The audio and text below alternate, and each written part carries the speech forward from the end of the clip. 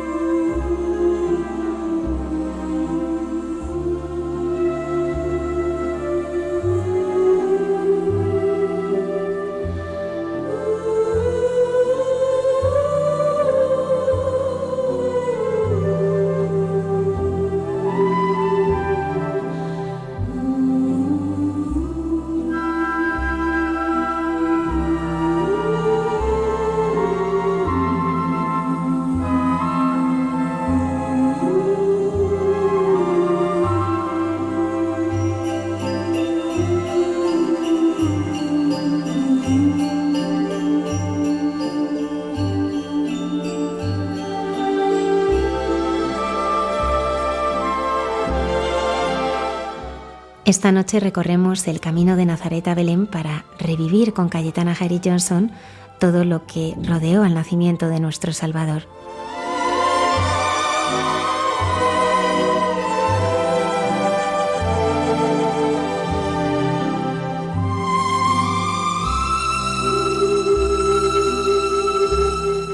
También nos acompaña la hermana Carmen Pérez, que nos ayudará a profundizar en el misterio de la Navidad.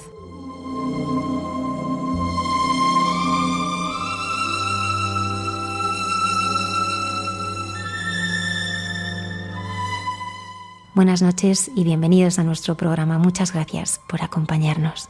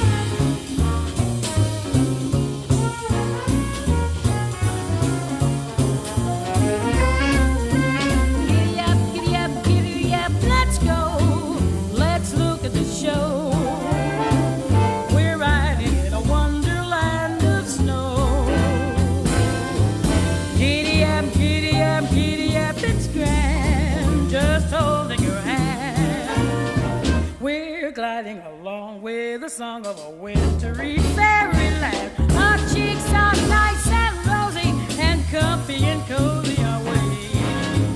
We're snuggled up together like two birds of a feather would be.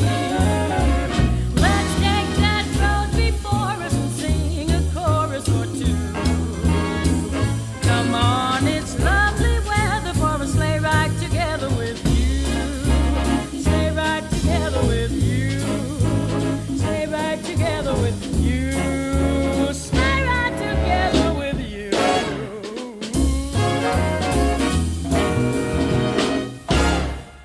San Ignacio propone en los ejercicios espirituales ejercitarse como un esclavito indigno, viéndolos, mirándolos, contemplándolos y sirviéndolos. Y eso es lo que queremos hacer esta noche nosotros con la ayuda de Cayetana Heidi Johnson, arqueóloga, biblista y profesora universitaria, que desde hace muchos años ha participado en excavaciones en distintos lugares de Tierra Santa. Buenas noches, Cayetana. Buenas noches, Javier, y buenas noches también con cariños a todos los que nos van a oír esta santa noche. Pues vamos a introducirnos, como decíamos, en lo que vive la Sagrada Familia, bueno, desde que sale de Nazaret, lo que se vive en Belén y posteriormente.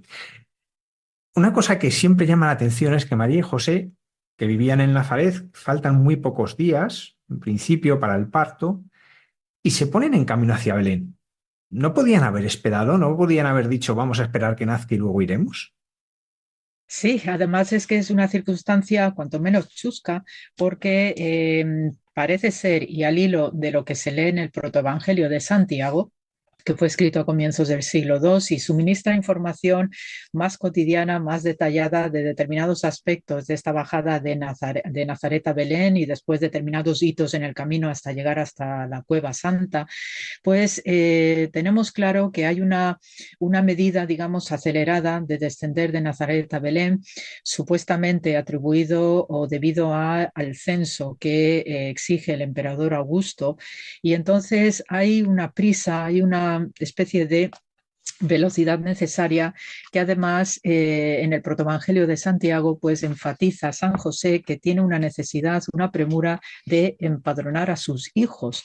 Es decir, que hay un hilo conductor de lo que luego la exégesis bíblica ha comentado acerca de este San José viudo que tiene otros hijos de un matrimonio anterior y por tanto pues hay una premura acerca de empadronar a estos hijos en Belén y entonces él quiere, por supuesto, ir a Belén porque tiene que demostrar la filiación. Esto también son cuestiones de rigor, ¿no? Desde el punto de vista censal administrativo. Y entonces hay una preocupación acerca de qué hacer con su mujer, ¿no? Él pregunta, ¿no? Hace una pregunta retórica en el protoevangelio, ¿no? ¿Qué haré con esta joven? ¿Cómo la empadronaré? Como mi mujer, me da vergüenza, como mi hija, pero los hijos de Israel saben que no es mi hija, este día del Señor será según su voluntad. Y entonces allí, pues decide a continuación, según el protoevangelio, dice que aparejó el asno, hizo que ella se sentara y un hijo suyo iba tirando del animal y Samuel lo seguía. Estaban ya a 3 millas y José se volvió, la vio triste y decía, lo que hay en ella quizás le hace sufrir. Hasta ahí lo dejo, ¿no? Porque luego va a conectar con otros temas que vamos a comentar esta noche, pero el caso es que sí, que hay una cierta emergencia acerca de empadronar a sus hijos y hay esta preocupación interna acerca de qué hacer con la figura de María.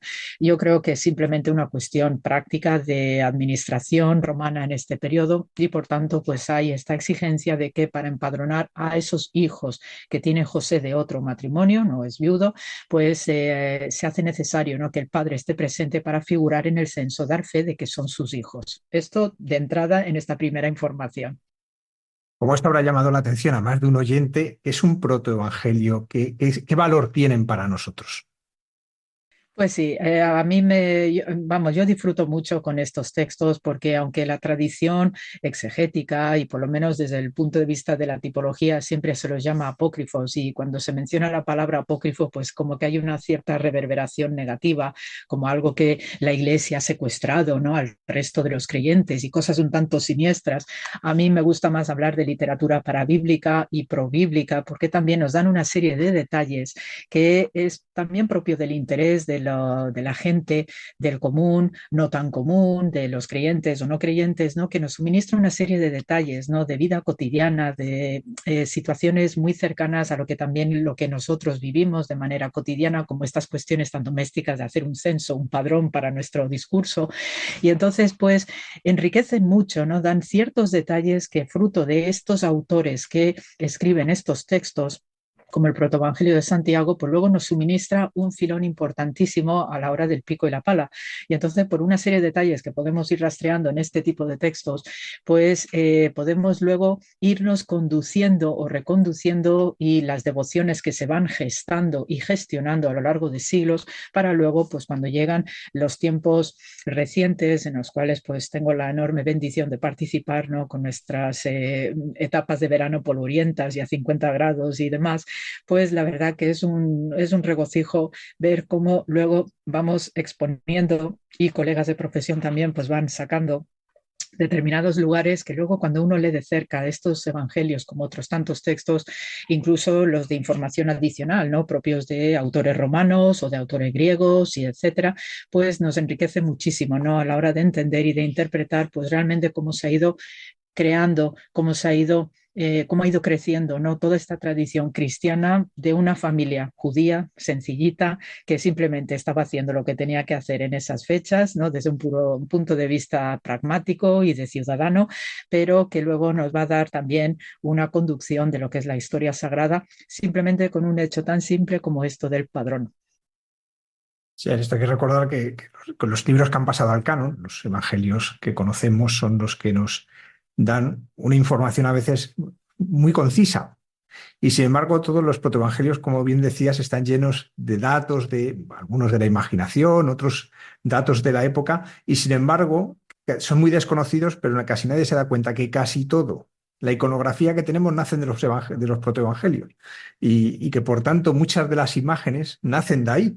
Y esto pasa, por ejemplo, cuando cantamos el villancico de Nazaret a Belén, hay una senda, por ella van los que creen, las promesas, y uno va por primera vez a Tierra Santa y baja desde Galilea hacia Judea, desde Nazaret a Jerusalén y a Belén, lo que llama la atención es que lo de la senda idílica no existe, que más bien, sobre todo si bajas por una parte, lo que hay es un desierto. ¿Cómo sería este trayecto? ¿Cómo lo vivieron ellos? ¿Cómo se hacían cosas que ahora son unas horas de autobús, de coche, y entonces eran varios días? Sí, sí, Javier, bien apuntas, ¿no? Debió ser un camino pues árido, difícil, sobre todo porque la costumbre era viajar a pie prácticamente, o sea que quien tuviera posibles económicos podía permitirse un carro, un caballo, ¿no? Que eran ya animales que funcionaban en su tiempo. La costumbre más habitual y desde hacía ya tiempo atrás pues es tener un asno y eso también implicaba tener una materialidad económica para permitirse este tipo de animal de carga, pero lo habitual es ir de pie. Entonces, obviamente, el camino debía ser complicado y sobre todo llevando a una mujer que ya está en el tramo final del embarazo, por lo que se lee en el protoevangelio. Y entonces debieron tomar el camino que se dirigía hacia el oriente. Es el camino más factible porque también son caminos que utilizamos hoy. Y debieron tomar este camino hacia el oriente, bordeando la zona sur de lo que es el mar de Galilea, para seguir en paralelo, descendiendo por el Jordán. Entonces, porque también es importante tener un acuífero de agua dulce cerca, pues para poder sostenerse en este camino. Y ya una vez que llegan bajando por este paralelo del Jordán, que habitualmente pues también lo recorremos hoy, ¿no? Cuando queremos ir a Beth-Shean, por ejemplo, ¿no? Que te sonará, Javier, este sitio, pues uno llegaba tranquilamente a Jerusalén y a partir de allí también de Jerusalén arranca hacia el sur, siguiendo el antiguo camino de los patriarcas, que por algo se llama el camino de los patriarcas, porque fue el camino que utilizaron estos patriarcas bíblicos del Génesis, que también era un antiquísimo camino de época cananea que iba de norte a sur, y entonces ese trazado del camino de los patriarcas pues también sirve para las autovías actuales en el Estado de Israel, lo mismo que en nuestro país, en España, pues de las radiales principales que emergen del centro y algunos caminos secundarios pues proceden de la época romana del itinerario antonino, por ejemplo, ¿no? Entonces, pues este tipo de caminos sí se conocían, eran muy habituales su tránsito, y especialmente en el tramo ya que va de Jerusalén a Belén, pues ahí tenemos hitos importantes, y afortunadamente la arqueología también nos ayuda a desvelar, pues por la práctica de la devoción, la peregrinación anónima, ¿no? Porque todo lo que sabemos de estos caminos, itinerarios, prácticas, costumbres, lo debemos a los relatos de peregrinos, y especialmente los mejores para mi punto de vista pues son a partir del siglo XIII, XIV, XV hasta el XVIII aproximadamente, donde tenemos sí narraciones abultadas, hasta con mapas, con dibujos, y muy llenos de contenidos, de costumbres y de prácticas que se estaba haciendo ya en Tierra Santa, que además enriquece de manera extraordinaria, pues haciendo el ojo hacia atrás en el tiempo para entender qué es lo que estaba haciendo la Sagrada Familia en particular, y su contexto y su ambiente. Entonces, cuando leemos de nuevo, ¿no?, en el punto que he dejado antes, el protoevangelio de Santiago, pues que dice José está pensando, ¿no?, y ve a María y dice que lo que hay en ella quizás le hace sufrir. Dice, José se volvió de nuevo, la vio sonriente y le dijo, María, ¿qué te pasa? Porque unas veces veo tu rostro sonriente y otras triste. Le dijo, porque veo dos pueblos ante mis ojos, uno llora y se aflige y el otro se alegra y goza. Llegaron a la mitad del camino y María le dijo, José, bájame del asno porque lo que hay en mí me da prisas para nacer. Y ahí mismo la bajó y le dijo, ¿dónde te podré llevar para proteger tu pudor? Porque este lugar es un desierto. Este fragmentico, fíjate, Javier, que son unas líneas, pues evoca dos puntos esenciales entre Jerusalén y Belén antes de llegar a la Cueva Santa, la Gruta de la Natividad. Entonces sí que tenemos muy bien trazado y expuesto, en primer lugar, el punto de catisma, que no se ve a simple vista según uno va en la actual carretera, ¿no?, camino de Hebrón, pues está todo asfaltado, todo muy moderno, con sus pasos peatonales, sus semáforos, etcétera. Y este camino pavimentado, moderno, pues los israelíes tuvieron que desviar su trazado en su momento, porque al momento de hacer el trabajo de los albañiles, de los trabajadores de carretera, pues descubrieron unas ruinas, los restos de unas ruinas, porque no hay nada en pie, es decir, que solamente tenemos la planta. Y es el punto que se conoce desde el siglo V como el catisma, que es el trono de la Virgen María. Y este lugar es una estructura octogonal que conserva restos de mosaicos, y según este protoevangelio de Santiago, parece ser que es este el punto donde San José bajó a María del asno para que descansara y tomara algo de agua. Entonces, la tradición piadosa sitúa en este punto llamado catisma, pues una piedra donde María se sentó, y hay un terebinto que se inclinó para darle sombra a la Virgen María. Entonces, claro, la devoción y la tradición oral de aquellos anónimos, de aquellos que ya estaban conociendo estas historias, y entonces lo que hacen es comunicarlo pues al venerable de turno, que va a escribir una crónica, una descripción de estas prácticas piadosas, pues hablan de este lugar llamado catisma, que ya te digo es una estructura octogonal. Hay fotos, ¿no?, en el Google Maps, si uno quiere cotillear en internet, pues se ve, ¿no?, la planta desde el aire, y es un sitio, pues cuando uno va por la carretera actual de Hebrón, pues hay que estar atentos para ver dónde está el lugar, porque no hay ningún muro, no hay nada en pie y solamente es una cuestión de suelo. Y precisamente esta estructura octogonal, pues sí se corresponde, ¿no?, con lo que es la arquitectura paleocristiana, esta gematría, esta numerología santa del 8, que representa lo que ya está más allá de lo que es el séptimo día de la creación en que Dios descansó, y que significa eternidad. Y está asociado fuertemente al número del Padre. Entonces, por esto, las estructuras paleocristianas tienen una fuerte tendencia o preferencia con las estructuras octogonales. Lo mismo tenemos en lo que es la ínsula sacra, la casa de San Pedro en Kefarnaum, que también tiene una estructura octogonal paleocristiana, y esto es un lugar delicioso porque también ahí confluye una parte simbólica y preciosa de los Reyes Magos, que ya esto lo comentaré algo más adelante, ¿no? El caso es que este terebinto, ¿no?, que es un árbol, es una conífera que sirvió para dar sombra a la Virgen María, pues luego de una vez que ella ha descansado, pues continúa en el camino, y dentro de la tradición ya desde muy temprano de peregrinación cristiana estaba en primer lugar, inmediatamente antes de ir a la Gruta de la Natividad, el visitar la tumba de Rachel, la matriarca Rachel, que está a la entrada de Belén.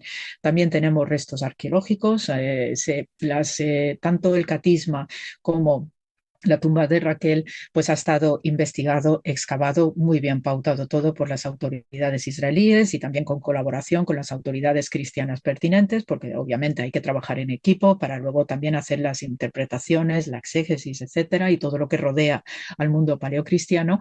Y la tumba de Rachel, pues sí coincide con lo que la tradición del Antiguo Testamento sostiene acerca del punto donde Raquel, la matriarca, fue enterrada cuando parió a Benjamín.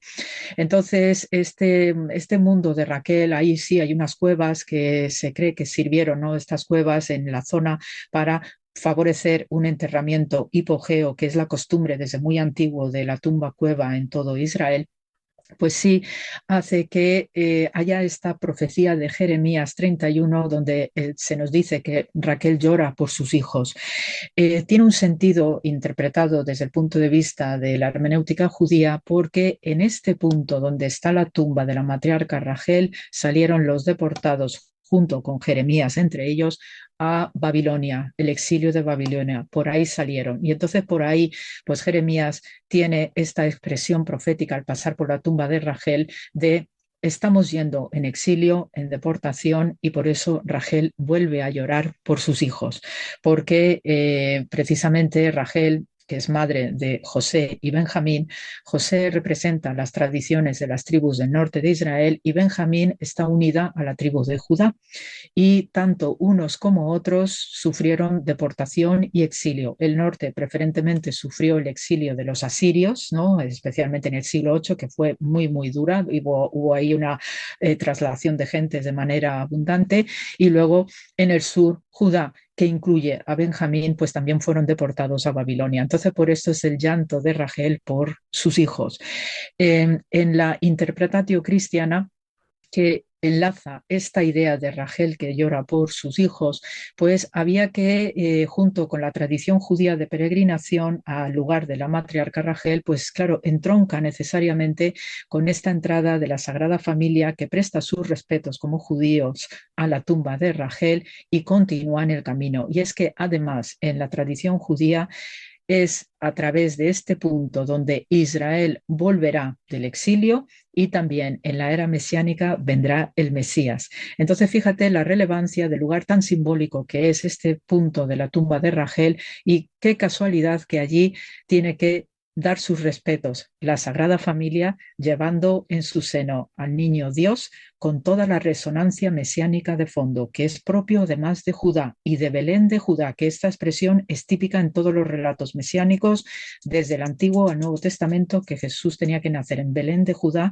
y no el Belén de la Galilea, que existía también por esas fechas. Por tanto, este itinerario y esto que se dice en el protoevangelio de Santiago, pues hace alusión a los dos pueblos, precisamente, a lo que viene heredándose como pueblo de Israel con la matriarca Rachel, este llanto por sus hijos y también como María, igualmente, pues ella dice, ¿no?, que ve a dos pueblos, ¿no?, uno que llora y se aflige y el otro que se alegra y goza, porque ella, claro, lleva en su seno a quien lleva. Entonces, estos caminos, pues formaron parte de la peregrinación desde bien temprano de unos y de otros, ¿no?, y se fueron creando itinerarios de una devoción extraordinaria. Y es más, todos los cristianos que en la interpretatio cristiana hacían esta primera visita a la tumba de Rachel para luego entrar a Belén propiamente dicho y a la Gruta de la Natividad, pues interpretan a Rachel como el aspecto contemplativo de la Virgen María. Cayetana, hemos llegado a las puertas de Belén. ¿Cómo era el Belén de entonces? ¿Qué vieron los ojos de José y María? Pues sí, un sitio típico de labranza, de verdad. Yo a veces cuando veo algunos pueblos de nuestra España tan querida, pues veo pueblos, ¿no?, pedanías y sitios muy chicos donde se pastorea, donde hay cultivos de tierra, etcétera. Pues a veces se me asemeja en algunas ocasiones, pues esta tipología de lugares chiquititos de labranza, que además sí tiene una larga existencia. Sabemos que ya desde la época de aquel tiempo del Egipto de los faraones, pues sí sabemos que hay unas referencias, ¿no?, importantes en la historia egipcia acerca de este Bit Lahumu, que así se llamaba en tiempos antiguos en la lengua cananea, y ya con el tiempo pues se va a convertir en lugares importantes de control o de vigilancia para asistir en seguridad, lo que es Jerusalén, y Belén sí se erigió como un puesto, ¿no?, de vigilancia, de control fronterizo desde el sur, y sabemos que físicamente, por lo que además se ve hoy en la basílica está en el lugar más alto de lo que debió ser esa Belén antigua, que es una pequeña colina, y por eso se facilitaba que hubiera cuevas, ¿no?, en una tipología de vivienda troglodítica típica de la gente de labranza, ¿no? Igual que sucede en Nazaret, cuando uno visita Nazaret también eso es una red de cuevas importante, ¿no? Y todavía hay excavaciones en Nazaret que nos contextualizan muchísimo mejor cuál era el hábitat de la Sagrada Familia. Este es el tipo de vida troglodítico que lo tenemos muy bien pautado desde tiempos incluso anteriores al periodo, digamos, histórico, ¿no?, de Canaán y de Israel. Y es algo muy práctico, ¿no?, porque se aprovecha la inercia térmica del suelo, y entonces cuando hay un calor de verano, que es un calor importante, pues las cuevas mantienen un tiempo fresquito. En cambio, cuando es invierno, pues es el cambio lo opuesto, y entonces ahí hay un calorcito interno, y esto sirve pues de una manera natural y compacta para también estar seguros, porque habitualmente la gente de labranza no dispone de mecanismos de defensa propios de los urbanitas, de las grandes ciudades, donde hay una policía, una guardia. La gente de campo se tiene que defender a sí misma. Entonces, es muy pragmático este estilo de vivienda troglodítico, porque las cuevas te dan una protección natural en caso de que hubiera alguna amenaza o algún peligro. Y por eso, pues, se debieron encontrar una villa sumamente sencilla. Quien tuviera algo más de posibilidades económicas, pues adyacente a las cuevas podían construir alguna estructura de 4 paredes y un techado liso, llano, no es de 2 aguas, que ese es más nuestro concepto de techado, y entonces pues eran villas de verdad que a mí se me asemeja al concepto de pedanía. Y obviamente pues leemos en los evangelios canónicos que no existía una posada, y es porque también al hilo del protoevangelio de Santiago, pues ya cuando está San José preocupado por dónde va a alojar a María para proteger su pudor, fíjate qué expresión tan bonita, igualmente tan delicado, pues dice que se fue a buscar un lugar y encontró allí una cueva. La llevó dentro y la dejó en compañía de sus hijos, y se fue a buscar una comadrona hebrea en la región de Belén. Y ahí lo dejo, porque luego vienen otras historias de gineceos y de trasuntos femeninos.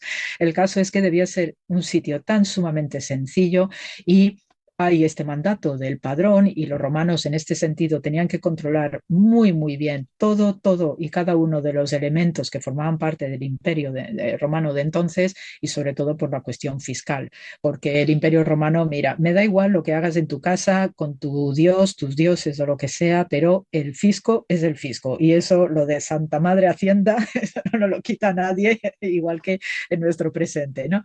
El caso es que debía ser una forma de vida muy sencilla, muy de labranza, muy de campo, con esos ganados, con esas tierras de cultivo, etcétera, y eso es lo que debieron ver la José, María y ya lo que estaba por venir. Cuando se nos dice que no se encuentra alojamiento, tendemos a pensar que es que les cerraban las puertas en todos sitios. ¿A qué responde esto más bien? Yo creo que, teniendo en cuenta que debía ser una cosa muy pequeñita, un asentamiento muy pequeño, y teniendo en cuenta este tema administrativo imperial romano, ciertamente no debía haber lugar. Y dos, también tanto María como José estaban acostumbrados a vivir en cuevas en Nazaret. Entonces tenemos perfectamente pautado cómo es la forma de vida de Nazaret, y esa era la manera de vivir que tenían. Por tanto, pues efectivamente, yo tengo una mujer que está a punto de dar a luz, pues quiero darle un acomodo algo más digno que alguna de las cuevas que haya podido ver. No encuentra un lugar, y entonces es ahí que utiliza la cueva que más a mano le viene o que le ofrecen, y entonces allí pues lo acondiciona todo para que María pueda dar a luz en condiciones, e inmediatamente se va a buscar una comadrona, porque obviamente es algo fundamental para hacer los trabajos oportunos, para asistir a la madre, especialmente asistir al bebé. Es decir, que hay también unas complicaciones adicionales como cualquier parto, y por tanto pues esa es la primera preocupación de José, porque además el marido no puede estar presente en el parto de sus esposas en el mundo judío. ¿Por qué creemos que había animales? Es muy habitual, ¿eh? Todo este tipo de cuevas era muy habitual que hubiera estabulación, sobre todo en las épocas en las que va a hacer más frío o que ya no es temporada de que o hubiera lluvias o granizo, ¿no? Este tipo de momentos es muy habitual que se estabulasen animales, sobre todo los que tuvieran un valor económico para la unidad familiar. Entonces, el tener una mula es esencial, un asno, cualquiera de los tipos de pollinos que haya, ¿no? Porque son animales de carga, de transporte. Buey, obviamente, porque el buey forma parte de lo que es el trabajo del campo, es el arado, el que tira, el que tiene el yugo y tira, ¿no? Pues para poder trabajar en la tierra. Y luego, pues, están los animales chicos, ¿no? Como las ovejas, con sus corderos o cabras, ¿no? Si se dieran. Entonces, lo más valioso son estos dos animales, pero es que también luego está la resonancia profética de Isaías, ¿no? Sobre la mula, el buey, quienes reconocen a Israel, quienes no. Entonces, hay todo un hilo conductor, por analogía, que también es propio, ¿no? De la mentalidad exegética espiritual del antiguo Israel, igual sigue hasta hoy, donde hay todo un hilo discursivo, ¿no? Que se puede rastrear desde toda la poesía profética del Antiguo Testamento que enlaza con estos animales que, por otra parte, sirven para lo que es el día a día, ¿no? A la vida cotidiana de carga, de trabajo en el campo, pero también con estas fuertes resonancias sapienciales, proféticas de grandes como Isaías, que es el profeta del mesianismo por excelencia. Entonces, es habitual tener lo más valioso dentro de la cueva, que incluye enseres, incluye también una despensa y también las personas, ¿no? Entonces, en el fondo de las cuevas es donde se suele acumular todo lo mejor que uno tiene. Y por eso, con total seguridad, José puso a María en el fondo de la cueva, donde además está la feliz circunstancia de estos dos animales que proporcionan calor y probablemente suministrarían algún tipo de primer alimento si tuvieran una vaca o algo similar alrededor, pues para también no solamente ya es el calorcito que dan estos animales que proyectan, sino que también es ese motivo de seguridad y de apoyo en el caso de que hubiera algún tipo de emergencia y especialmente para el bebé que está recién nacido y tú tienes que acomodarlo lo mejor posible, que no se nos muera ahí mismo, ¿no? Entonces, vaya desgracia que tenemos. Entonces, hay toda una serie de nociones y es muy habitual ver, por lo que luego observas incluso en el presente, que todavía sigo viendo en Belén actual cómo hay cuevas que siguen siendo utilizadas para cuestiones de labranza, de pastoreo especialmente, y alguna estructura de ladrillo muy tosca, pero una estructura aneja, ¿no? Entonces, digo, las cosas no han cambiado tanto y es muy fácil ver al pastorcico que está tumbado, echado la siesta, con la cabeza apoyada sobre el perro pastor o sobre una oveja bien lanuda y cosas por el estilo. Es decir, que son costumbres de campo y esta familia está acostumbrada a ello y entiende también, ¿no? El papel que van a tener estos animales en un momento tan especial. Una cueva en un lugar casi perdido se convierte en el centro del universo. ¿Qué se vivió en aquella cueva? Pues de nuevo, cuando vamos al protoevangelio de Santiago, se nos dice que hay una gran luz. Hay una gran luz, ¿no? Ahí José ha encontrado una comadrona que no sabemos cómo se llama. Y entonces dice en el protoevangelio que encontró San José esta cueva, la introdujo en ella, a María, dejó a su lado a sus hijos y salió a buscar una comadrona hebrea en la región de Belén. Dice, pero yo, José, ahí hay un diálogo, una voz poética del propio José. Dice, marchaba, pero veía el sol que estaba quieto en el cenit, y miré al aire y vi que no se movía y a los pájaros quietos, y observé la tierra y vi una vasija puesta en la tierra y unos jornaleros echados para comer. Sus manos estaban en la vasija y masticaban, pero no masticaban, sacaban, pero no sacaban nada, y acercaban sus manos a sus bocas, pero no las acercaban, sino que los rostros de todos miraban a lo alto. Y vi que llamaban a sus corderos, pues sus corderos se encontraban con ellos. Y un pastor levantó su mano para golpearlos con su bastón, pero su mano se detuvo y se quedó quieta en alto. Y vi ovejas que se encontraban en la orilla del río y vi ovejas con sus bocas puestas en el agua para beber, pero no bebían. Y de pronto se acabó y todo volvió a su orden. Entonces, es este monólogo de José describiendo lo que está viendo a su alrededor, es que todo el mundo se paralizó en fracción de segundos por el acontecimiento divino que estaba produciéndose. Y es una escena que de verdad a veces yo veo algunas películas de estas recientes de ciencia ficción o no, y hay momentos singulares donde también hay ciertas congelaciones de los actores o de los participantes, y yo digo, y leo esto, digo, ya tenían noción este autor del protoevangelio de este tipo de situaciones extraordinarias donde el tiempo humano se paraliza, porque en la nomenclatura hebrea el tiempo de Dios está actuando y por tanto no debe mezclarse el tiempo divino con el tiempo terrenal y por eso tiene que paralizar el tiempo terrenal para que dé lugar la acción maravillosa de Dios. Entonces, esto es una situación extraordinaria. Y después viene José, comadrona, y el tema de Salomé, esta famosa Salomé, que tenemos su tumba ya localizada y excavada en Israel, que es la que da testimonio del nacimiento virginal de María, junto con la comadrona previa que le asiste, ¿no? Entonces, en esta cueva se produce una luz intensísima con todo lo que hay alrededor paralizado, estas ovejas, estos pastores, todo el mundo está congelado y hay una luz intensísima. Y esto explica también por qué en la Basílica de la Natividad de Belén, desde las primeras proyecciones que hubo de basílica en época bizantina con Constantino y Santa Elena y luego la magnificencia del emperador Justiniano, se entiende por qué la gruta propiamente dicha está llena de lámparas, todas las lamparitas que están colgadas, porque lo que quiere representar con este efecto dramatizador del evento santo es esa luz intensa que, según dice el relato, el protoevangelio, se produjo en esa cueva. Claro, la luz mística, y por eso la gruta de la Natividad está siendo interpretada a ojos de la espiritualidad como una cueva mística, donde uno cuando se va aproximando en todo lo que es el comportamiento y la intervención peregrina, cuando uno va entrando en esta basílica y va a emprender el descenso a la gruta de la Natividad, tiene que experimentar esta luz mística sobre su alma y sobre su cuerpo físico. No es cualquier cosa la arquitectura paleocristiana y especialmente en los lugares santos de Israel. Son de verdad elementos extraordinarios, llenos de luces, cuando uno está en la Basílica de la Natividad bizantina y ahora lo que se ve pues es todo el resultado ya de evolución de siglos con lo que dejaron los cruzados ya en su estadio final, pero todavía conserva esa atmósfera que dejaron los bizantinos y lo continuaron los cruzados de mosaicos espectaculares donde hay teselas que están recubiertas en la parte que pega la pared de láminas de oro y con las ventanas que hay en lo alto se cruza una luz que reverbera de manera especial en estas láminas de oro detrás de cada una de las teselas de los mosaicos de la Basílica de la Natividad de Belén.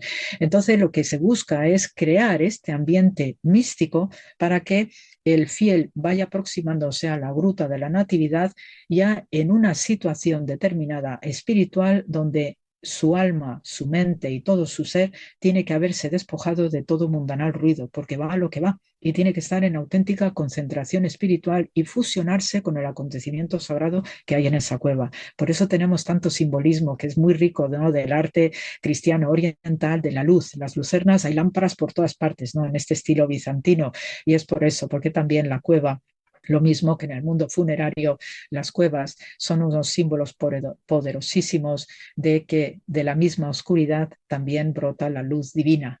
Y por eso pues hay todo este simbolismo detrás de las grutas, tanto de la Natividad como luego también va a existir en el Santo Sepulcro de Jerusalén.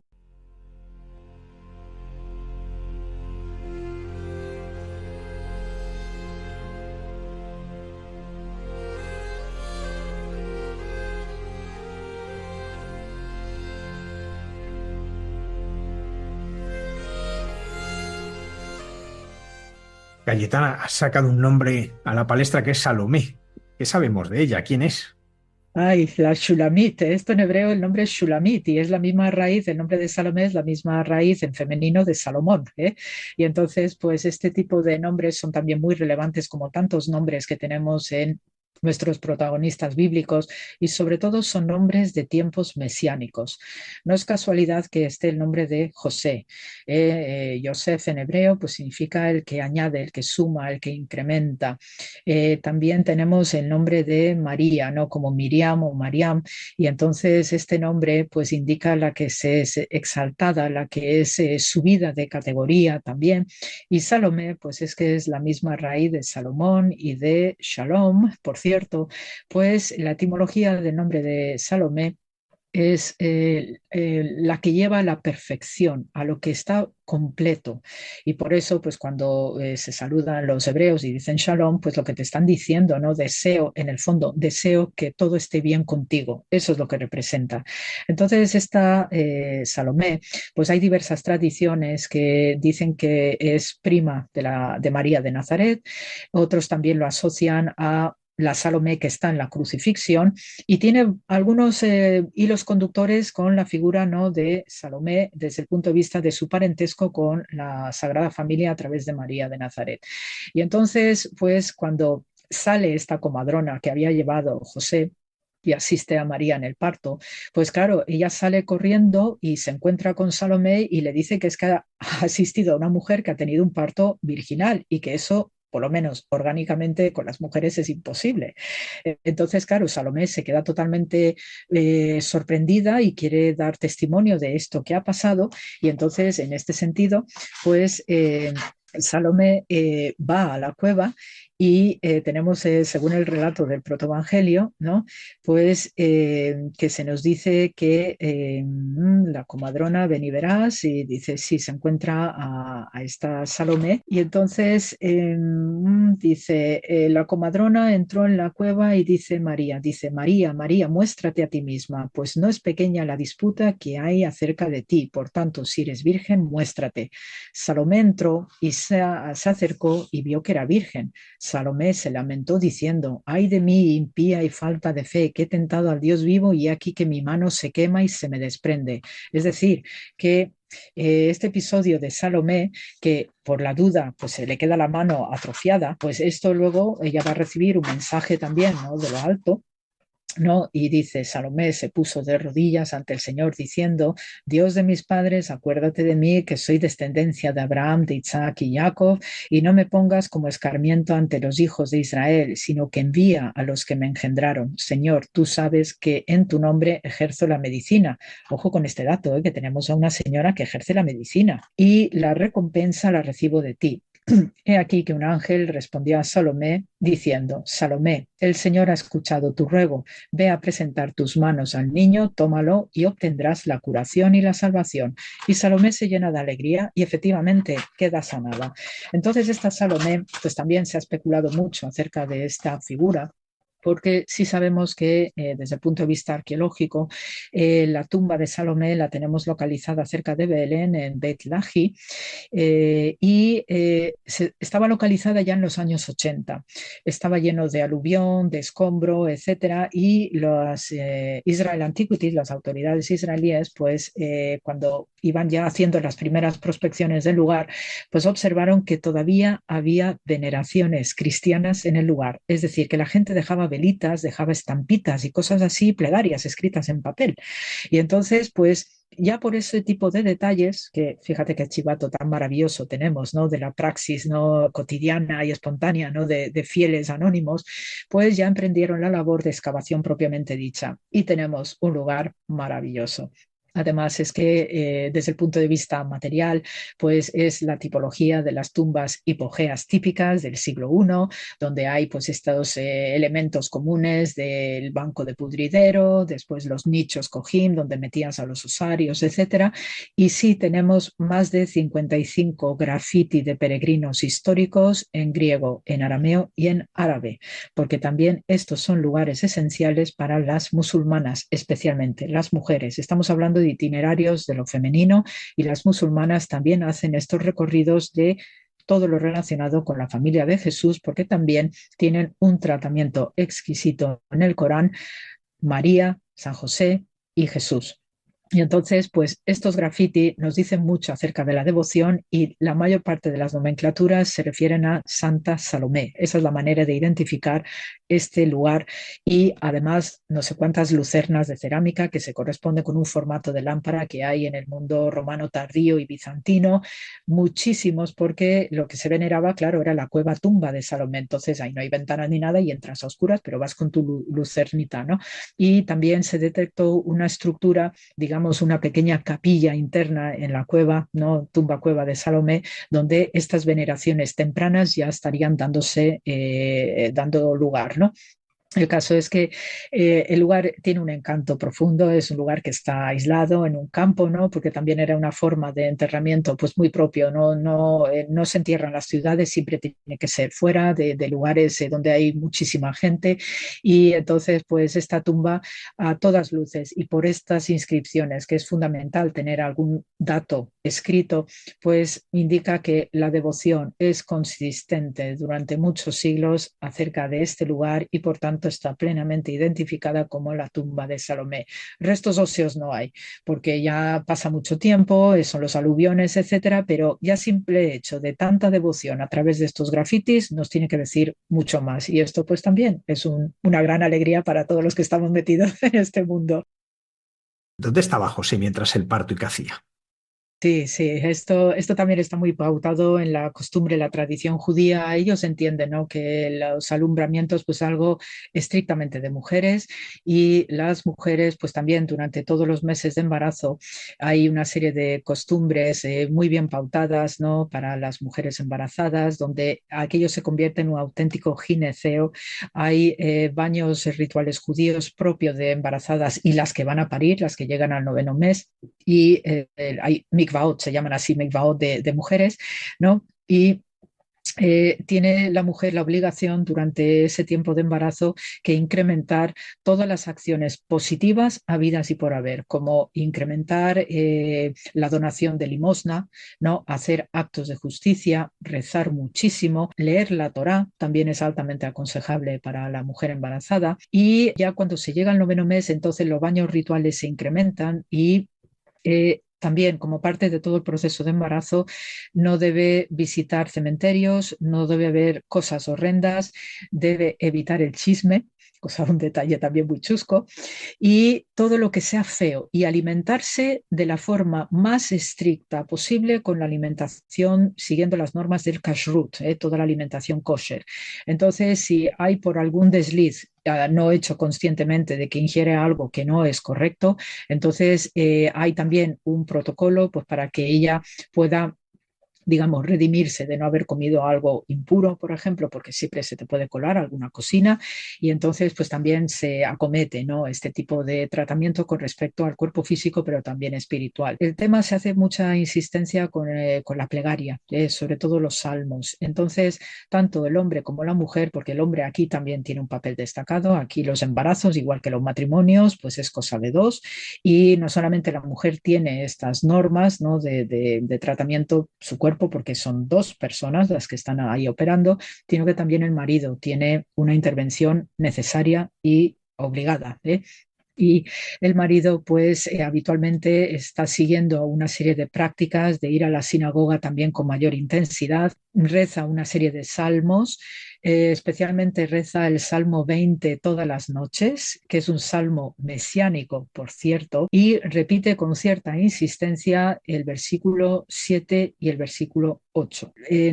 Después ya cuando se produce el noveno mes, pues entonces ahí cuando ya la mujer ha entrado en parto, pues obviamente él tiene que estar fuera, se va a la sinagoga y ahí el jefe de la sinagoga pues le permite al marido abrir el armario santo para sacar en la liturgia del día el rollo de la Torá, porque según está escrito en el Zohar, que es el libro de la mística judía, también compuesto a comienzos del siglo II y tiene una larga trayectoria de escritura y de composición durante siglos, pues se dice que cuando se abre el armario de la Torá, pues cae una lluvia de bendiciones sobre la comunidad. Entonces ahí el varón, el esposo cuya mujer está pariendo, pues se le permite abrir el armario santo precisamente para atraer todas las bondades que implica la apertura de la puerta con el nacimiento de un hijo, que también es una bendición de Dios.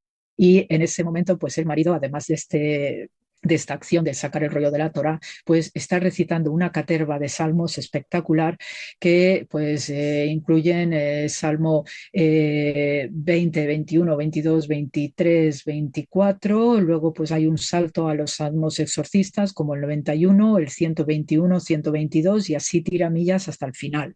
Entonces esto es lo que tiene que estar recitando el varón mientras su mujer está en ese momento. Y entonces, claro, imagínate lo que es ese momentazo y especialmente yo me pongo en los pies de San José y me lo imagino este santo varón que tiene siempre una asistencia sobrenatural con esas fórmulas de no temas José, no temas José, pues yo me imagino a este San José de verdad que es un santo varón tan preocupado, tan pendiente porque sabe que ese hijo no es normal en un sentido así entre nosotros, ¿no? Y claro, para él debía ser tal la responsabilidad y tal la preocupación y luego pues está ya la parte de las mujeres, el gineceo, las comadronas y todo esto, ¿no?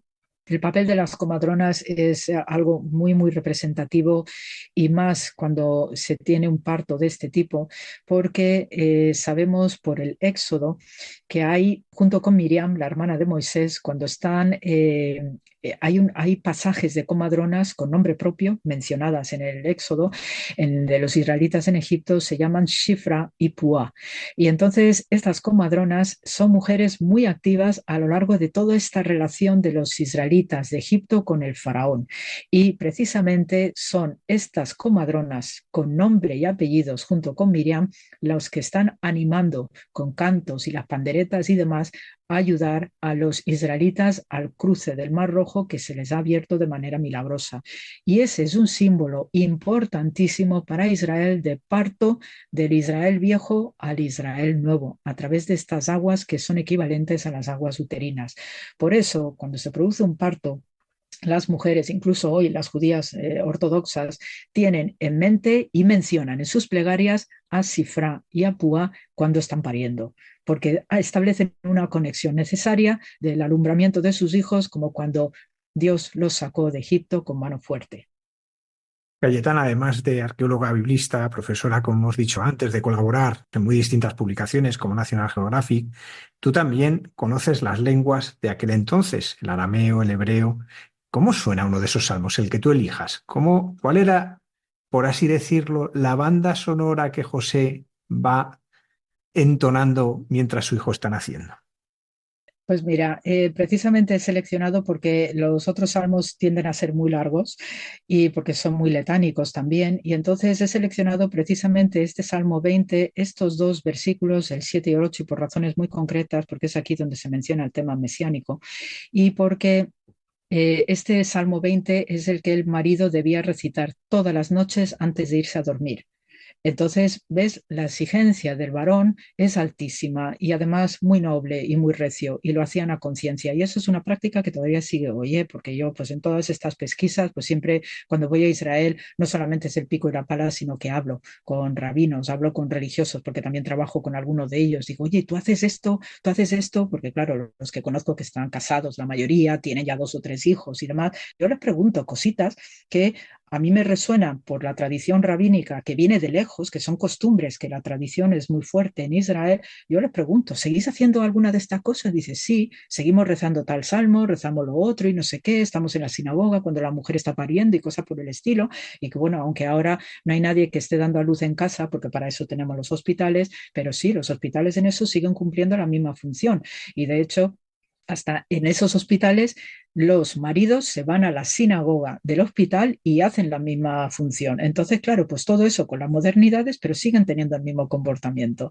Entonces, del Salmo 20 destaco el 7 y el 8. El 7 viene con la numeración hebrea, con la letra Zayin, porque los números arábigos que nosotros conocemos, ellos utilizan las letras del alfabeto, porque no existe todavía esa convención en la antigüedad de los números arábigos. Y la letra Zayin, puesto que representa al 7, pues es un número de exaltación, porque es la culminación de la creación y Dios descansó. Entonces, a continuación, el 8, que es este número de la perfección, del número del Padre, estos son los dos versículos centrales de este Salmo 20, y en hebreo, pues dice el 7, Ata yadati que Yoshia Adonai Mishecho. Anehu Mishme Kotsho Begeburot Yesha Yemino. El 8. Ele Bareke Vaele Basusim Wanachnu Beshem Adonai Elohenu Naskir. Entonces, ¿qué es lo que dicen estos dos versículos? Dice el 7.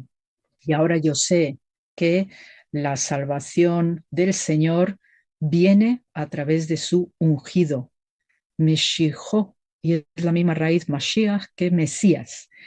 Dice, y él responderá desde los cielos de su santidad, con la fuerza de su mano, de los actos de su mano de salvación. El 8. Y estos que van en carros y estos que van en caballos, ¿no? Se refiere al aspecto terrenal, ¿no? A los pomposos, a los que van fardando, ¿no? Del Rolls Royce de turno. Dice, nada tiene que ver con nosotros, Wanachnu, y nosotros, en el nombre del Señor nuestro Dios, seguiremos recordándole, seguiremos mencionándole. ¿Ves? Estos son los dos versículos centrales del Salmo 20, que es el Salmo mesiánico por excelencia. Entonces ya después va a terminar el Salmo, dice, aquellos que están humillados se levantarán y el Señor nos salvará y nos dará la respuesta en el momento en que seamos llamados. Así termina el Salmo 20. Entonces, por ello, pues es tan extraordinaria, ¿no? Estos comportamientos y estas recitaciones que reflejan además una espiritualidad profunda, porque el libro de los Salmos, según está el canon hebreo bíblico, ¿no? De lo que es el Tanaj, el Torá, Nevim y Ketuvim, lo que es el Pentateuco, los profetas y los libros sapienciales, el libro de los Salmos se coloca en el centro aproximadamente, porque es la columna vertebral de la espiritualidad judía. Y entonces sirve para hacer penitencia, para alabar a Dios, agradecer. Tiene una serie de contenidos que hace que sean tan valiosos para conjurar cualquier mal y sobre todo los salmos exorcistas que son ampliamente empleados en estos momentos tan delicados de un parto para conjurar cualquier momento negativo que pudiera darse alrededor. Y en esto, pues esta sí que es la labor de los hombres, ¿no? Ellos son los que tienen que aportar esa fuerza espiritual para acompañar a sus esposas, especialmente en los momentos de parto. Cayetana, pues está en la sinagoga, vuelve. ¿Qué sigue sucediendo en esa cueva, en esa noche? Y pues tenemos las sorpresas de visitantes extraordinarios. En primer lugar, los visitantes más sencillicos, esos pastores, ¿eh? Y en esto también tenemos un enlace maravilloso. Yo creo personalmente que para mí es lo más fantástico que nos podamos encontrar desde el punto de vista de la espiritualidad profunda judía, porque el Evangelio nos habla de la torre de los pastores y esos pastores que van a ver, ¿no? Los primeros que son avisados para ir a ver el acontecimiento extraordinario. Entonces esta torre de los pastores lo tenemos muy bien pautado ahí entre el campo de los pastores que hay alrededor de Belén, que se llama Migdal Eder. Es una antiquísima torre que ahora pues está muy, digamos, rodeada de lo que son las estructuras modernas por la parte ortodoxa, ¿no? De las veneraciones del campo de los pastores, pero cuando uno ve fotos antiguas o dibujos, ¿no? De estos de exploradores de finales del siglo XIX, pues uno se hace una idea de lo que son estas torres. Y en particular Migdal Eder, que es antiquísima en el tiempo, pues es donde los sacerdotes levitas pastoreaban a los corderos que los pastores del lugar de la región de Belén llevaban a este punto en concreto. Los pastores levitas, los levitas eran los todoterrenos del templo de Jerusalén, es decir, servían para vigilancia, para construir, porque también son los responsables de la reconstrucción del templo de Jerusalén después del exilio de Babilonia, y también Herodes el Grande les encarga que sean los constructores del templo que renovó, porque tiene que ser hecho por manos santas. Entonces estos señores para mí de verdad son los todoterrenos de todo el templo de Jerusalén y se encargan también de pastorear a estos corderos que son llevados a Migdal Eder. La costumbre de los levitas es la selección exquisita de corderos que no tienen ninguna mancha, que están impecables, que no están mal hechos, ¿no? Desde el parto, del embarazo de la hembra, de los animalitos, y no deben tener huesos rotos, ninguna mancha, deben ser puros. Y entonces lo que hacen los levitas es, aparte de tenerlos pues estabulados y demás, cuando es el momento de llevarlos al sacrificio del templo de Jerusalén, que esa es la finalidad de Migdal Eder, los envolvían en tiras procedentes de la vestimenta sacerdotal propia de los levitas que habían quedado en desuso, y como lo sagrado no se tira a cualquier contenedor de basura, tú tienes que tener un tratamiento también muy delicado acerca de todo lo santo que ha quedado en desuso, que se ha roto, libros que ya se han quedado deformados, etcétera. Pues tú tienes unos sitios específicos o usos secundarios que preserven esa santidad del objeto, en este caso las vestimentas sacerdotales levíticas. Entonces lo que hacían era cortar en tiras y envolvían como pequeñas momias a estos corderitos y los depositaban en unos comederos de piedra que tenemos por arqueología, tenemos un montón de comederos de piedra por todo el país, porque la piedra, al igual que las cuevas, tanto de sepultura como de vivienda, son elementos de purificación ritual.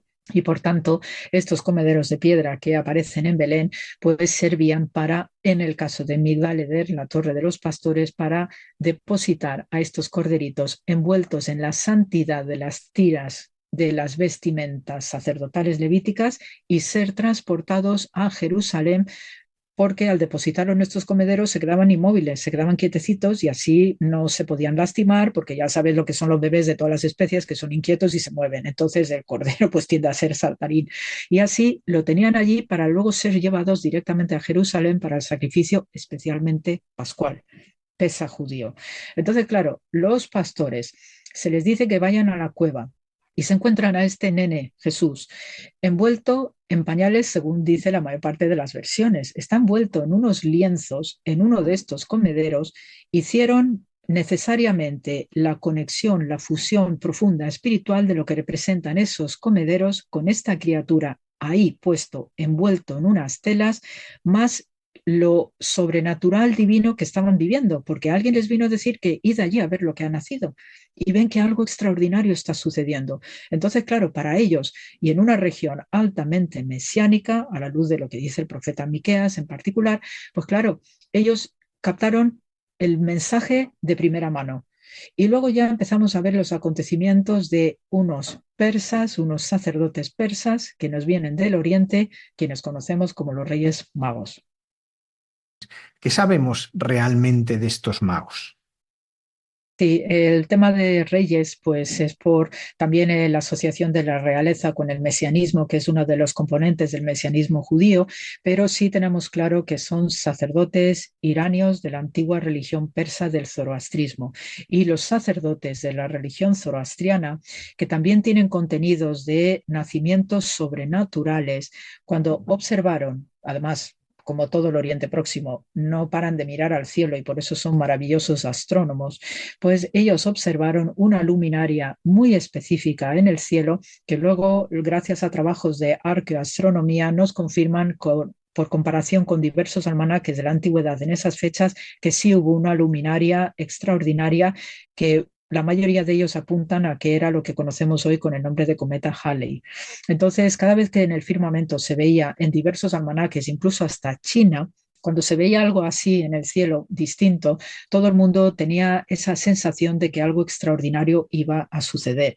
Cada una de las culturas luego lo expresaba, lo verbalizaba en la forma que culturalmente ellos entendían. Desde el punto de vista zoroastriano, ellos también tenían el convencimiento de que un ser extraordinario iba a nacer. Entonces, la orientación de esta estrella parece ser, por lo que se confirma, que venía de oriente hacia occidente. Y entonces estos Magauno, que es la forma de conocer a los sacerdotes zoroastrianos, pues emprenden un camino. Con toda seguridad siguieron caminos que son históricos también en la región, como también lo hizo el patriarca Abraham, que sigue pues a la vera del Éufrates, y habitualmente se entraba a Israel, como hoy se entraba desde el norte. Y entonces, siguiendo itinerarios muy parecidos a los que hizo el patriarca Abraham, hay que entrar por el norte. Y ellos pues fueron descendiendo según iban viendo los movimientos de esta estrella formidable. Y van bajando y van a parar a Jericó, donde está Herodes. está en esos momentos Herodes. Y entonces tienen este encuentro con el rey Herodes y ellos mismos, pues Herodes, ¿no?, les pide, pues cuando le encontréis me vais a decir dónde está. Estos sabios se dan cuenta, y probablemente porque la fama de Herodes le precedía, de rey cruento y sanguinario, pues se dan cuenta en ese momento del peligro que podía suponer, que ellos todavía desconocen, de la misión, ¿no?, para la cual ellos salen del antiguo Irán. Entonces, siguen bajando y precisamente en este lugar del Catisma, cuando este camino de Hebrón entre Jerusalén y Belén, pues en este punto de Catisma hay una antiquísima cisterna de estas que construye Herodes el Grande. Algunos también lo llevan a la época del rey Salomón. Hay numerosas cisternas como grandes o medianas piscinas para depositar agua y suministrar agua a la ciudad a través de canalizaciones y de acueductos internos. Pues ahí cerca de este Catisma hay uno de estos estanques, y dice la tradición también de todos estos peregrinos y estos relatos tan fantásticos, de verdad, que allí en la cisterna, al lado del terebinto donde María se sentó mientras iba de camino a Belén, la estrella se quedó congelada en el cielo un ratito, para que los reyes pudiesen dar de beber a sus camellos y seguir el camino, pero la estrella se quedó allí. Entonces hay una asociación muy curiosa en este punto del Catisma, donde no solamente está la estructura paleocristiana octogonal, el resto del terebinto no existe ya, porque por desgracia pues los peregrinos históricos fueron quitando hojas, ramas y cosas, y al final murió por pura inanición y desapareció. Pero sí tenemos restos de esta cisterna. Está lleno de hojarascas y de vegetación, por lo que he visto en imágenes, y entonces nada se ha vuelto a reconstruir, pero sí queda esa tradición, porque también igualmente cuando los arqueólogos israelíes estuvieron trabajando el Catisma, se encontraron con restos probablemente de veneraciones cristianas que seguían dándose hasta hoy, por restos de velitas y de cosas que se encontraron en el lugar. Entonces, claro, alguien todavía en nuestro presente está leyendo relatos, ¿no?, de estos peregrinos del pasado, y siguen haciendo sus devociones. Entonces ya a partir de allí, pues los magos, ya una vez que se han saciado, pues continúan su itinerario a Belén y llegan justo al punto donde la estrella se congela y cae directamente a un brocal que hay encima de la cueva. Y eso es lo que nos va a dar o justificar lo que hoy es, dentro de la Gruta de la Natividad, la cueva de los Reyes Magos, ese rinconcito que hay justo delante de lo que está ahora señalizado con la estrella de plata en el suelo.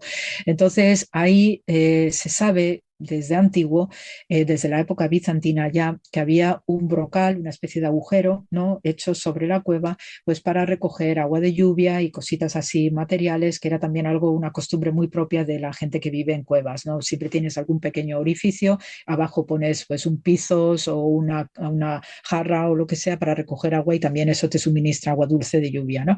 Entonces esa estrella entró, murió allí, y ese fue el punto concreto que indicó a los Reyes Magos o a los magos persas, zoroastrianos, que ese era el lugar donde había nacido el niño Dios, y llevan sus ofrendas.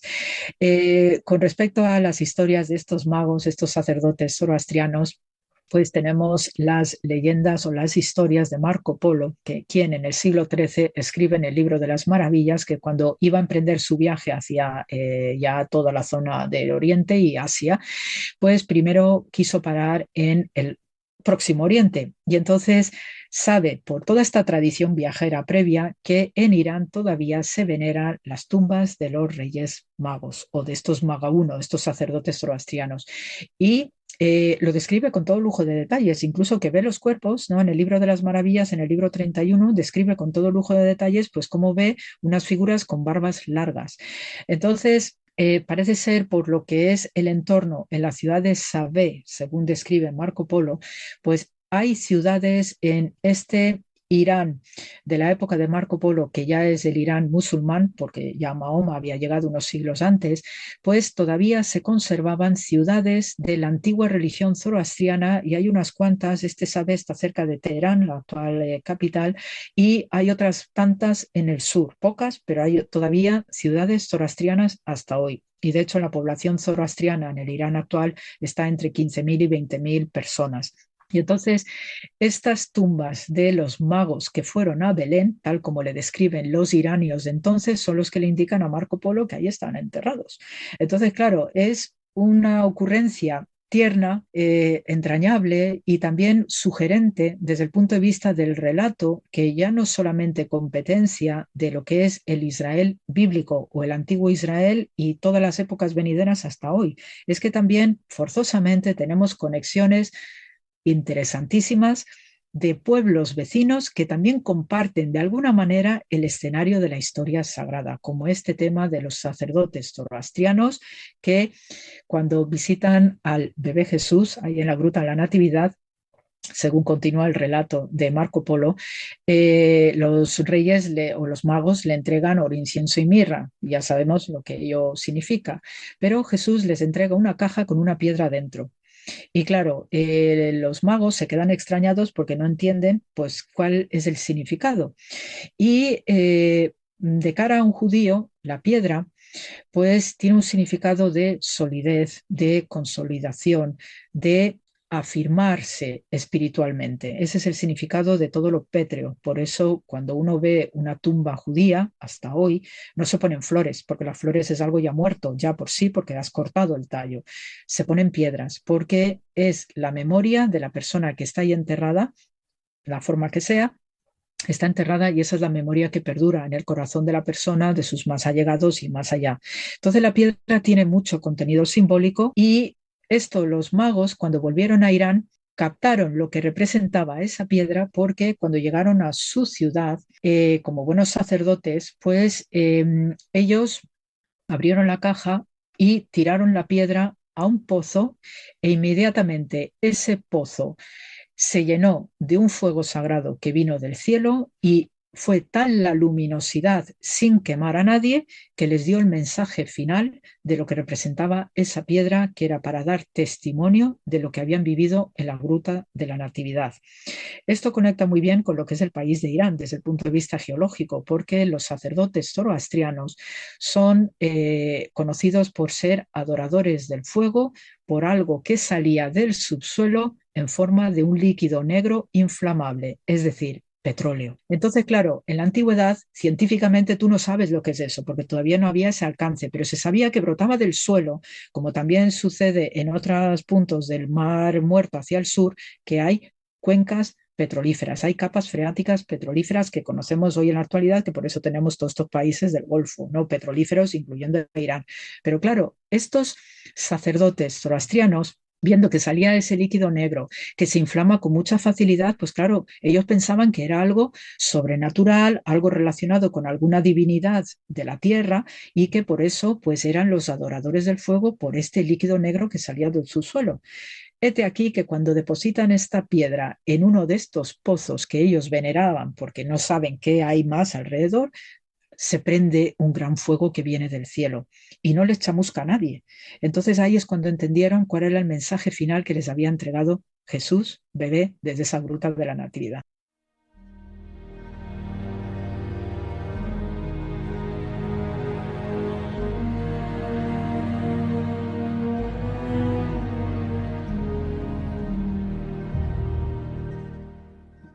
¿Cómo es el Belén de ahora? ¿Qué memoria queda de lo que allí aconteció? Belén sigue estando en lo que es la basílica, lo que es el corazón, sigue estando en este lugar alto. Sabemos que está muy bien prospectado toda la red de cuevas que había en el Belén histórico, antiguo, y añadiduras que fueron dándose en el tiempo, también fruto de veneraciones, porque luego cuando se empieza a construir o proyectar ya las basílicas desde Constantino y Santa Elena en adelante, hasta lo que vemos hoy, que ya la estructura final es de época cruzada, siglo XII, por dar una fecha redonda, pues ahí todo esto se ha mantenido hasta hoy con lo que tenemos, cuando uno ve las imágenes de la Basílica de la Natividad, pues ve que hay un gran espacio rectangular, ¿no? Que es donde suelen estar todos los peregrinos esperando para poder acceder al interior del edificio, pues todo eso es lo que coincidía con el espacio del antiguo atrio de las basílicas bizantinas. Luego después atrás tenemos la tierna gruta o cueva de la leche, ¿no? Y entonces aquí también tenemos un escenario muy tierno y encantador con la Gruta de la Leche, la maternidad de María, por eso también forma parte de estos circuitos femeninos de veneración en Belén, porque allí forma parte, ¿no?, de toda la red de cuevas, pero está así exento. Entonces allí pues dice la tradición que fueron enterradas Paula, Santa Paula y Eustoquio, ¿no?, quienes acompañaban a San Jerónimo, que está en otra cueva. Y después allí también en época cruzada, pues sí sabemos, ¿no?, de enterramientos de caballeros cruzados, como sí ha expuesto la arqueología, ¿no? Luego hay diversos niveles de épocas bizantinas junto con las medievales, y este lugar pues es especialmente encantador. Además hay un icono al fondo, ¿no?, de María dándole, ¿no?, pecho, porque se cree que en este lugar pues es donde María dio una última lactancia antes de emprender el viaje a Egipto. Entonces, pues bueno, como va a ser un viaje difícil, pues vamos a alimentar bien al bebé porque entendemos que es un camino difícil. Entonces, dice la tradición piadosa del lugar que esta cueva, la lactancia de María al bebé, pues tiene una roca más blanca de lo habitual dentro de lo que es el conjunto de la piedra caliza que es propia de la región, ¿no? Entonces, según la tradición y la leyenda piadosa, pues María, como era tan nutriente, pues le salía la leche materna de manera espontánea y natural, y entonces salpicaba las paredes, y de ahí surge la costumbre piadosa de mujeres que desean tener buena lactancia o quedarse embarazadas, de rascar el polvillo donde está esta salpicón, si quieres, de la leche materna de María, lo mezclan ese polvillo con algún líquido y se lo beben. Esta costumbre sigue dándose hasta hoy, lo único que no se rasca la cueva, porque si no nos quedamos sin cueva, y entonces te venden unos tarritos con ese polvillo, y en cantidades mínimas pues no hace daño, porque no he conocido a nadie que le hubiera dado un jamacuco ni que se hubiera muerto, ¿no? Pero ves todo lo que es la tradición, digamos, popular, y este tipo de prácticas, ¿no?, para atraerse sobre sí mismo, pues estas situaciones tan extraordinarias, tan sobrenaturales, y sobre todo teniendo en cuenta también lo que va a ser la historia posterior de la salida a Egipto. También está el lugar del campo de los pastores. ¿Qué es? ¿Qué se puede descubrir allí? Sí, pues tenemos las veneraciones, obviamente, ¿no? Sé que teniendo en cuenta no solamente este acontecimiento, este hito de Migdal Eder, que forma parte de todo este ambiente del campo de los pastores, sino también lo que representa el lugar, porque fue allí donde estos primeros pastores pues tuvieron esa visión de este ángel que les comunica, que les avisa, ¿no?, id a ver lo que ha sucedido en la gruta y demás. Y entonces, pues obviamente sirve para itinerarios de devoción, sirve para estar en la tranquilidad, en el silencio que proporciona el campo, y todo relacionado pues con un ambiente, digamos, de inocencia, ¿no? Porque el mundo del campesino, el mundo del pastor, siempre ofrece una relación de tranquilidad, de que el tiempo no pasa, por ejemplo. Entonces, pues gente que no tienen una erudición académica, gente que no es urbanita, que es la que tiene la lógica y el sentido común que le proporciona el hecho de vivir en el campo y el día a día, lo cotidiano, que también nos dan alimentos, porque gracias a ellos tenemos los animalitos, tenemos la tierra que produce unos frutos, etcétera. Claro, nos da una sencillez vital que hace que los primeros ojos o testigos del acontecimiento extraordinario sea gente sencilla que no tiene ningún tipo de filtro, digamos, de tipo académico. Entonces, esa sencillez y naturalidad que ofrece el ojo de los pastores es lo que nos va a enlazar con la temática del Migdal Eder o la Torre de los Pastores que te he comentado hace un momento. Hemos hablado de los lugares santos dentro de Belén, pero Belén ahora mismo como ciudad, ¿qué se puede contar de ella? Pues luego tenemos todas las evoluciones que tiene pues por las denominaciones cristianas del momento. Hay que tener en cuenta que tenemos diversos hitos a la hora de las comunidades cristianas, ¿no? Y digo así en plural bien, porque tenemos pues los armenios, tenemos los ortodoxos, tenemos los católicos, y de hecho pues por el statu quo, que son todos este firman que establece el mundo turco para poder por lo menos mantener una estabilidad entre todas las denominaciones cristianas, pues después tenemos todos estos añadidos, ¿no? Los coptos, los etíopes también tienen sus pequeñas representaciones en todo lugar, porque es la devoción, ¿no?, que además conecta con el desarrollo de lo que es el cristianismo, no solamente hacia el occidente, hacia Asia, sino también hacia todo el entorno, digamos, africano y de la península arábiga. Entonces, estas denominaciones forzosamente tienen que estar ahí presentes porque hay después muchas tradiciones que se van a ir desarrollando, especialmente en relación a Egipto. Uno de los hitos, por ejemplo, cuando uno va a Belén actual, hay muchas tiendas donde se hacen muchas figuras de madera. De madera.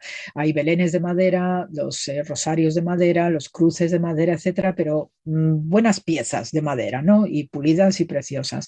Entonces, el origen de esta tradición artesanal de la madera, de troncos, de árboles, ¿no? Grandes o chicos, pues viene precisamente por el terebinto del catisma. Y es porque te comentaba hace un momento que este terebinto, con el tiempo todos los peregrinos pues querían llevarse algo, ¿no? Igual que por eso en Getsemaní, en el Monte de los Olivos, pues la custodia tuvo que vallar esos olivos también milenarios porque la gente quería llevarse hojitas y claro, al final los estás despeluchando y se te mueren. Entonces pues no había manera y había que acotar aquello, ¿no? El caso es que este terebinto, como lo que quedó fue el tocón del tronco del árbol, pues se lo llevaron a Belén. Y entonces allí, pues para evitar que muriese del todo y para dar testimonio de que ese era el terebinto que protegió, que dio sombra a María porque estaba cansada, pues se transformó en una imagen de la Natividad de Belén. Entonces, a partir de esa tradición, de este resto del terebinto histórico natural, pues surge esta otra tradición del tallado de las figuras de madera. O sea que esa es una conexión, pues para todos los que visitan Belén, pues siempre está llena las tiendas de este tipo de producciones en madera, preciosas, muy sugerentes también, pero viene precisamente por esto. El origen es esto, el haberse llevado el tocón, el terebinto que quedó y en vez de quemarlo, en vez de transformarlo en otra cosa, pues lo transformaron en una talla, ¿no? De madera santa. Y entonces ahí es donde arranca esta costumbre artesanal en Belén, especialmente. Sabemos que la Sagrada Familia, ya con Jesús en sus brazos, tienen que huir a Egipto. ¿Qué nos queda de la huida a Egipto? ¿Qué podemos saber? ¿Qué nos enseñan los relatos y qué nos enseña la arqueología y todo lo que se puede estudiar de esta huida a Egipto? De entrada, sí sabemos de caminos históricos, ¿no? Que eran las salidas habituales desde tiempos inmemoriales para ir a Egipto especialmente y la zona del Sinaí. Entonces había caminos históricos. Probablemente la Sagrada Familia pues evitó estos caminos que eran archiconocidos precisamente porque sabían la amenaza de Herodes. Entonces, utilizaron el camino que sale de Hebrón para cruzar frontera por lo que hoy tristemente oímos en las noticias, el punto de Rafah, que ya existía desde los tiempos de faraones de Egipto. Tenemos ya muy bien pautados en inscripciones de época faraónica, también de la época de los asirios, la época de los babilonios, también en la época griega ya hay un emplazamiento importante. Sabemos que la ciudad de Rafah estuvo en manos de los hasmoneos, luego en manos de Roma y tira para adelante. Y de hecho en época bizantina fue una sede episcopal importante y hoy conserva restos, ¿no? Tiene todavía iglesia cristiana. Entonces, cruzando desde Hebrón hacia Rafah es un lugar desértico, es difícil de transitar y ese es el único camino posible para la Sagrada Familia salir sin ser o tener la percepción de que están siendo perseguidos o amenazados, porque los otros caminos que iban más pegados a la costa mediterránea, esos sí que eran altamente transitados y sabemos que allí había guarnición, había pues una policía y que cualquiera en cualquier momento podía dar un chivato no estratégico acerca de esta familia especial. Entonces ellos, pues por pura intuición y por pura seguridad, escogieron este itinerario que es de los más difíciles. Ya una vez que uno cruza este punto de Rafah, pues va a entroncar con lo que es la zona norte del Sinaí y de ahí ya se dirigieron según tenemos la tradición copta de la Sagrada Familia en Egipto, que se desarrolla también desde bien temprano y gracias al patriarca Teófilo de Alejandría, que es considerado papa, porque también los coptos tienen la categoría de papas, ¿no? Es considerado papa y este buen hombre vive entre finales del siglo IV y hasta el 412 de era cristiana. Entonces él deja una crónica que se conoce con el nombre de Meimar o Minir, deja una crónica que luego los coptos, ¿no?, recogen en una antología llamada Senexcar, que recoge lo que este patriarca Teófilo de Alejandría escribe porque se le apareció en una revelación la Virgen María contándole cómo fue su vida en Egipto. Entonces, este venerable lo escribe y esto es lo que sirve para la devoción copta, hacer sus itinerarios de peregrinación y obviamente la construcción de iglesias. Entonces, la Sagrada Familia van a Egipto. Es un lugar archiconocido, no solamente para cananeos, sino para el propio Israel desde tiempos muy antiguos. Y se sabe que por lo menos desde la época de los persas aqueménidas, es decir, estamos a finales del siglo VI, siglo V antes de la cristiana, sabemos que había comunidades judías en Egipto y de mucha importancia, con sus sinagogas. Entonces, lo que hace la Sagrada Familia, pues ir a las comunidades judías. Y entonces está muy bien tipificada todas estas comunidades judías egipcias y suelen coincidir especialmente alrededor del Delta y del Cairo en particular. Y es allí donde van a estar viviendo, a veces pues teniendo que irse corriendo, porque, por ejemplo, hay una ciudad en este entorno, ¿no?, como Tel Basta, se llama así, donde dice la tradición copta que el bebé Jesús hizo una fuente y que también los ídolos de la ciudad cayeron al entrar la Sagrada Familia y esto provocó que la Sagrada Familia tuviera que abandonar. Luego hay muchos relatos en estos itinerarios coptos, ¿no?, de la Sagrada Familia en Egipto, gracias al patriarca Teófilo, que se va moviendo de norte hacia el sur y debieron estar en Egipto unos 4 años. En el conjunto debieron hacer unos 2.000 kilómetros y se tarda de entrar de Belén a Egipto 14 días y el regreso pues era mayor porque volvieron desde el sur de Egipto, volvieron hacia el norte para volver a atravesar la parte norte del Sinaí y entrar de una manera estratégica por la costa para no volver a Belén. Es decir, que decidieron no volver a Belén porque había todavía riesgo, había un momento convulso con el fallecimiento de Herodes el Grande y los hijos que dejó en las tetrarquías y por tanto pues estimaron más prudente volver a Nazaret, volver a una vida simplísima que había en la Galilea de entonces antes de irse a Belén porque en Belén el ambiente estaba bastante revuelto. Entonces, siguiendo con estos itinerarios de la Sagrada Familia de Egipto, pues no solamente digo por hitos importantes, ¿no?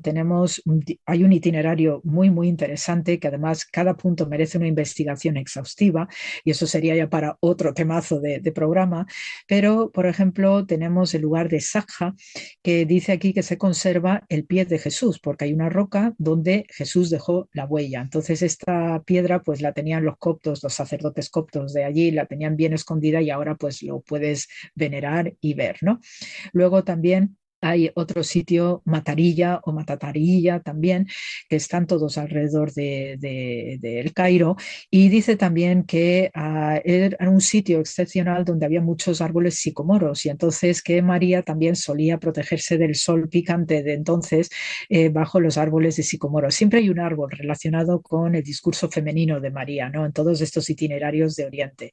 Igualmente hay fuentes en muchos sitios, en todo este recorrido copto de la Sagrada Familia en Egipto, hay muchos sitios donde hay pozos que surgen espontáneamente para ayudar a la Sagrada Familia y la mayoría de ellos se te suelen contar que María utilizaba estos pozos para lavar ropas y bañar al bebé Jesús o al niño Jesús. Es decir, que hay todas estas tradiciones de ternura, de vida cotidiana, lo que hacen las madres con sus hijos, etcétera, ¿no? Luego hay un sitio que especialmente me es muy llamativo por estas conexiones que hay con el Antiguo Testamento, que es la iglesia de Abu Serga o el Padre Sergio, San Sergio, donde también está en el entorno del barrio antiguo del Cairo. Y esta iglesia tiene una gruta donde la Sagrada Familia vivió, también se refugió allí, y está vecina a lo que es el barrio judío de entonces, de la antigüedad. Y justo detrás se conserva la sinagoga, donde en esta sinagoga se preserva el pozo donde la hija del faraón pudo rescatar a Moisés, porque vecino y desde el punto de vista arqueológico están restos del palacio de Ramsés II. Fíjate qué acontecimiento. Y allí hay una gruta donde la Sagrada Familia se refugió, que forma parte de lo que es la comunidad judía desde antiguo, con estas tradiciones añadidas relacionadas con Moisés. Entonces, claro, para mí son hitos de verdad fantásticos, formidables, y de una ternura extraordinaria. Luego hay un punto en el Nilo que también, para salir del Cairo a través del Nilo, se llama Maadi, y allí se conserva, dice la tradición copta, que la Sagrada Familia se embarcó para irse hacia el sur de Egipto, y porque el sur de Egipto pues es otro ambiente, también uno pasa más desapercibido que lo que es la zona del delta, donde está precisamente el Cairo y Alejandría y todos estos sitios tan cosmopolitas. Pues ellos prefieren irse a lo discreto, a estar lo más aislados del mundanal ruido, ¿no? Y entonces tomaron este barquito por el Nilo, y en este punto de Maadi hay otra iglesia que también tiene sus veneraciones importantes por los coptos, donde se conserva en el escalón de embarcadero la huella donde pisó la Sagrada Familia para subirse a un barco. Y entonces se fueron hacia el sur. Y ya después, pues en el plazo de estos 4 años que debieron estar en Egipto, pues ahí ya reciben aviso de que ya pueden volver a su país, ¿no? Y entonces ahí emprenden de vuelta el camino hacia el norte. Y hay una doble tradición según los coptos. Por un lado, que tomaron un barco en Alejandría y se fueron por el Mediterráneo hasta lo que es hoy aproximadamente Haifa, el Monte Carmelo.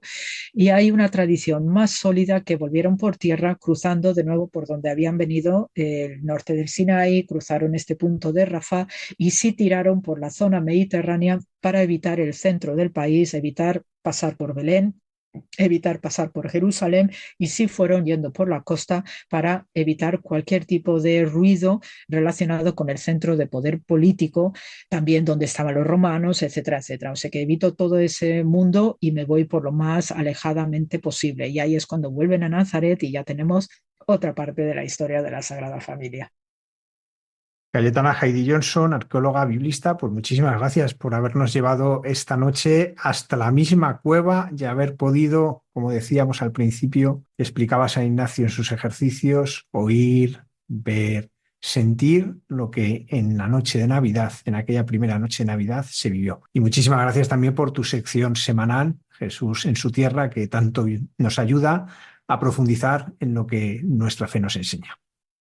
No, y sobre todo yo estoy mucho más agradecida a vosotros por estas ocasiones de comentar estas cositas, que se pasa a veces desapercibido, y profundizar más en todos estos itinerarios que a mí también me fascinan personalmente, y además es que te dan mucha más curiosidad por ver y tocar, y sobre todo vivir de cerca lo que estos peregrinos históricos anónimos han llevado haciendo durante tantos siglos, y que sirven todavía para que en nuestro presente, los que vamos con el pico y la pala, podamos exponer gracias a lo que este pasado nos dejó. Así que, como siempre, para todos los que nos estén oyendo, pues paz y bien, como siempre digo, y con mucho amor. Gracias, Javier.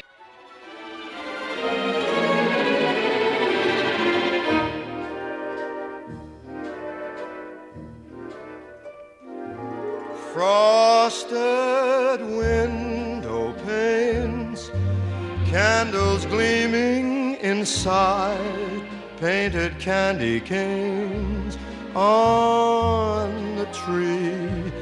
Santa's on his way, he's filled his sleigh with things, things for you and for me. It's that time of year when the world falls in love. Every song you hear seems to say, Merry Christmas, may your new year dreams dreams come true. And this song of mine in 3/4 time wishes you and yours the same thing too.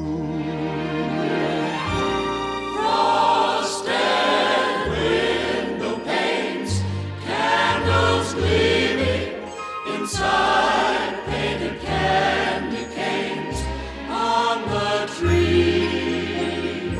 Santa's on his way. He's filled his sleigh with things, things for you and for me. It's that time of year when the world falls in love. Every song you hear seems to say, Merry Christmas, may your New Year dreams come true. And this song of mine in 3/4 time wishes you and yours the same thing too. Merry Christmas, Merry Christmas, Merry Christmas, Merry Christmas, Merry Christmas, Merry Christmas, Merry Christmas, Merry Christmas. La Navidad nos invita a mirar a los demás y por eso Radio María realiza en estas fechas su campaña de recogida de donativos para seguir llevando esperanza y compañía a través de las ondas. Muchas gracias por vuestra generosidad.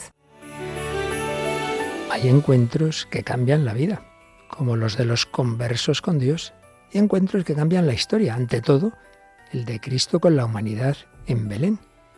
Sí, todos tenemos una cita con Dios, que bajó del cielo a la tierra para encontrarse con nosotros. Lo hizo con María, José, los pastores, magos, Simeón, Ana. Y a través de la Iglesia quiere hacerlo con todos los hombres, que podemos cerrar nuestras puertas como hizo la posada de Belén o ir a su encuentro. ¿Y tú? ¿Has acudido ya a tu cita? ¿Les has contado a los demás que Cristo ha nacido también por ellos? Radio María nació para responder a esa llamada misionera, prolongando a través de sus ondas el anuncio gozoso de los ángeles de Belén. Para realizar esta llamada necesitamos tu ayuda, tu oración, compromiso voluntario y donativo. Puedes informarte de cómo colaborar llamando al 91 822 8010 o entrando en nuestra página web radiomaria.es, para que no falte nadie en Belén y podamos desear a todos santa y feliz Navidad.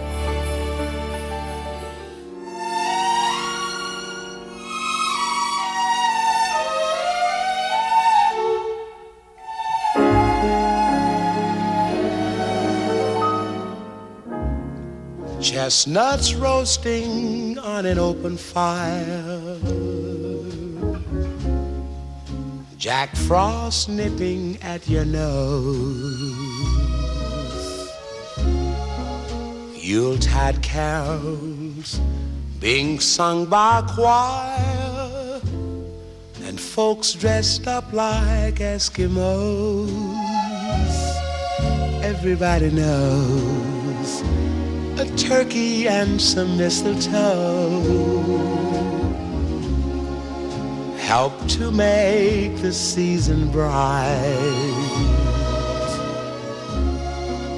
Tiny tots with their eyes all aglow will find it hard to sleep tonight. They know that Santa's on his way. He's loaded lots of toys and goodies on his sleigh, and every mother's child is gonna spy to see if reindeer really know how to fly. And so I'm offering this simple phrase to kids from 1 to 92. Although it's been said many times, many ways, Merry Christmas to you.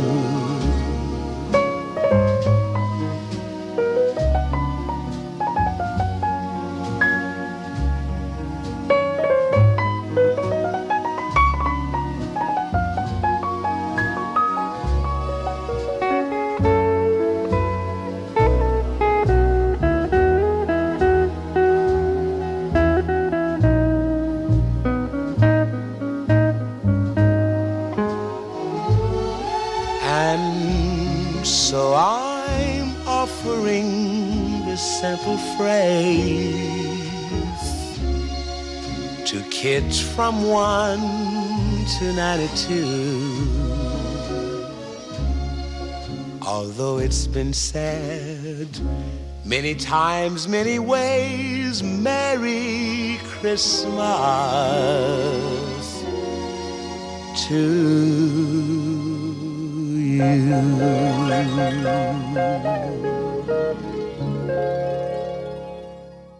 En Entre tú y yo, la hermana Carmen Pérez y José Manuel Palomeque nos ayudan a profundizar en el significado de la Navidad.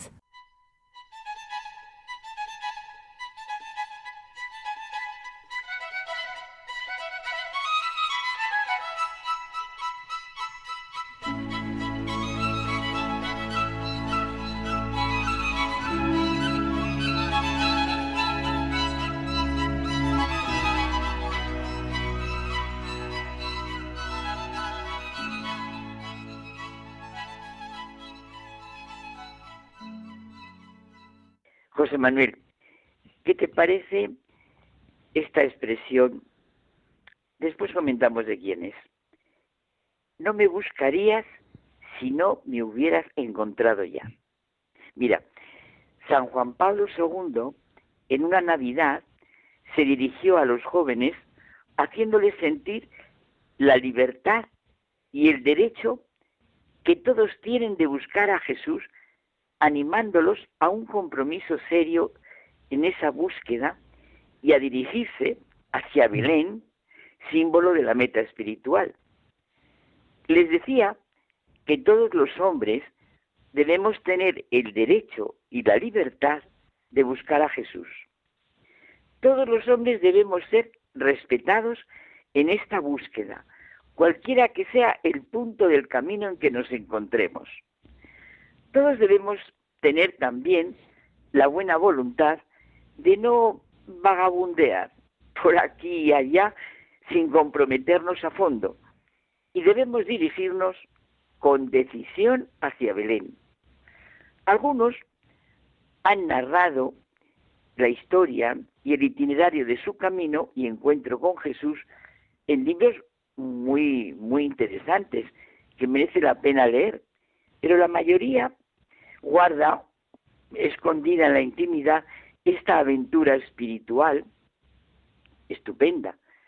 Lo esencial es buscar para encontrar, y lo centro en la frase famosa que el gran filósofo, ahí viene, y matemático francés Blaise Pascal hace decir a Jesús: no me buscarías ciertamente si no me hubieras encontrado ya.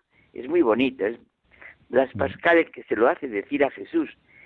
Bueno, también es muy repetida su popular frase de que el corazón tiene razones que la razón no entiende. Sí, mira, el Papa Francisco, en una carta apostólica, La sublimidad y la miseria del hombre, en honor a Blaise Pascal, en el año 2023, que hizo para conmemorar el 400 aniversario de su nacimiento, resalta su profunda búsqueda a las preguntas fundamentales sobre el hombre y Dios. Y dice que su experiencia conmueve a creyentes y no creyentes, porque hablaba y escribía de la condición humana de una manera admirable y universal, convencido de la verdad de la persona, de lo que busca desde lo más profundo de su ser, y solo se encuentra en la fe, la esperanza y el amor cristiano. Es verdad. Se puede buscar lo que uno no conoce. Desde siempre, el hombre es que es el eterno buscador de lo que anhela y tiene dentro de sí, creado a imagen y semejanza de Dios. No me buscarías si no me hubieras encontrado ya. Hay una anécdota simpática de un niño que a la hora de la comida se le acerca a su padre y le dice: papá, esta noche no me esperes. ¿Cómo que no te espere? ¿Por qué? Porque ya llegué, papá. Sí, está muy bueno. Desde siempre el hombre es el eterno buscador de Dios. Necesita afirmarlo, negarlo, dudar de él. En todas sus expresiones emerge lo que Zubiri llama la religación. El hombre es un ser religado. Todo en él es expresión de esa relación fundamental, religada a Dios, que es su dimensión constitutiva. Siempre se pronuncia con referencia a ella. Es ateo, escéptico, agnóstico, teísta, deísta, panteísta. No se puede buscar lo que uno no conoce. No me buscarías si no me hubieras encontrado ya. Ahí late siempre el famoso razonamiento de San Anselmo. ¿Qué decimos cuando negamos a Dios? Y por aquí va la experiencia concreta de Pascal. Consuélate, no me buscarías si no me hubieras encontrado. Una vivencia también, Carmen, profundamente agustiniana. Es un hecho que la mejor descripción y el análisis de este camino proviene de San Agustín, que nos lo narra en su propia historia de conversión, las Confesiones. La intimidad del hombre es el lugar donde se le revela su verdad, y sólo en la medida en que se descubre la fuerza y la belleza de esta verdad se puede configurar una vida realmente humana. Las claves fundamentales de su experiencia y de toda experiencia son la llamada de Dios y la conversión, porque toda nuestra historia es un camino de conversión hacia Dios. Eso tan bonito que dice San Agustín: desde que me convertí no he dejado de convertirme. Es que la llamada de Dios y la conversión, pues sí, son las claves fundamentales. Por eso nuestra historia, repito, es un camino de conversión hacia Dios, de la vivencia de esa verticalidad hombre-Dios, de esa religación del hombre en Dios. Es necesario reconocer el misterio de Dios en la dimensión más personal. A este misterio se accede por la libertad. Claro que San Agustín es consciente de las dificultades y apoyos que se encuentran para recorrer este camino. Como vemos en la Navidad, es Dios mismo quien sale al encuentro del hombre desde el seno de su madre. En sus inquietudes, búsquedas, anhelos, Dios acompaña al hombre en su búsqueda antes de cualquier respuesta por su parte. Consuélate, no me buscarías si no me hubieras ya encontrado. Es que, si lo pensamos, el hecho de que Pascal empiece a mostrar su experiencia con la mención al consuelo es la forma de entrar en los deseos más profundos del hombre, en la huella de Dios. Es un camino consolador, porque el hombre no lo hace solo, no lo hacemos solos, y responde a nuestros más profundos deseos y necesidades. ¡Qué expresión de fuerza, de seguridad, de libertad son los hechos de los hombres en su búsqueda y encuentro con Dios! Esto es lo que realmente nos conmueve de los que llamamos grandes convertidos. Ahora, de manera concreta, pienso en lo que se refiere a los mártires de todas las épocas. San Esteban. Bueno, hay una anécdota que se cuenta de un mártir en la época romana. Le mandaron arrodillarse ante el emperador y replicó: solo me arrodillo ante Dios. Lo pusieron de rodillas por la fuerza, a golpes, y cuando le dieron la orden de levantarse contestó: lo siento, aún no he terminado mi oración. en aquel tremendo momento había vivido su relación con Dios, su trato de amistad con quien sabía le amaba, le miraba, incluso con sentido del humor, claro. Claro. La fe otorga sentido a la vida, Carmen, sin la cual el hombre se queda sin fundamento. Sin Dios no se puede ver el sentido que nos sostiene. El sentido es el pan del que el hombre se nutre. Aquello de Nietzsche, quien tiene algo por qué vivir es capaz de soportar cualquier cómo. Toda nuestra vida, cada momento, es una respuesta. Y la libre respuesta es la que nos hace sentirnos, la que nos hace ser nosotros mismos. Claro, es que el sentido de la vida nadie puede darlo. Tenemos que descubrirlo cada uno de nosotros. Por eso dice Víctor Frank que el ateísmo es un subhumanismo. Cuenta en su libro, conocidísimo libro, El hombre en busca de sentido, que además lo bonito es que lo mismo lo pueden leer chicos, de la ESO, que personas mayores. Es formidable. Bueno, pues digo que en este libro, un día de trabajo, lo cuenta ahí, de un día de trabajo forzado, en un campo de concentración, se acordaba de su esposa, también prisionera, y de la que no tenía noticia alguna. Vivió la actualidad de su amor, a pesar de no saber si ella continuaba en vida o no. Y tuvo la convicción de la evidencia de que para su amor esto no tenía importancia alguna, porque estaba por encima de la vida y de la muerte. Vaya fe. Al pensador francés Gabriel Marcel le impresionó enormemente este relato y habló de ello en una conferencia de Milán.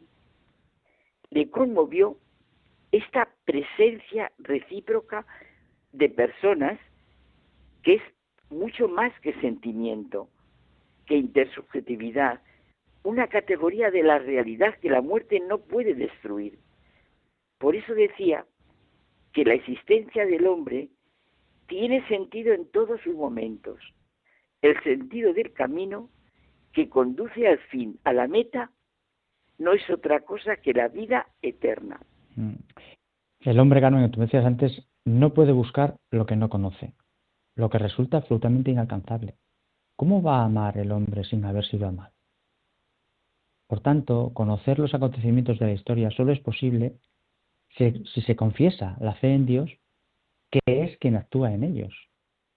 Oye, otra anécdota muy distinta de la de antes, porque está llena de humor, es que la cuenta Julian Green. A mí estos escritores me encantan por el sentido de Dios y la fe que tienen. Dice que el general de Gaulle estaba ya casi agonizante cuando le dijo a su mujer: cuando me muera, cerrad enseguida el ataúd, antes de que llegue el primer ministro. No tengo ninguna ganas de verle. Oye, ¿hemos escuchado la oración del ateo? Mira qué bonito. Señor, heme aquí arrodillado sin saber si estoy arrodillado ante ti o ante la inmensa soledad del cosmos. En la segunda alternativa no hay problema, porque por hipótesis nadie se va a reír de mí, ni nada semejante. En la primera alternativa estoy en la posición correcta para pedirte: Señor, si existes, dame la fe. Hombre, Carmen, ¿y cómo se le puede ocurrir esta oración al hombre si Dios no existe? La búsqueda de Dios es una tendencia innata en el ser humano, que ha sido creado a imagen y semejanza divina, y que implica una relación intrínseca con Dios. Y el hombre lo ha expresado a lo largo de toda la historia. Eso es una realidad.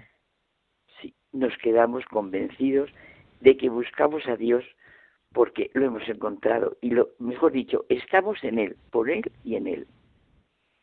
Así es.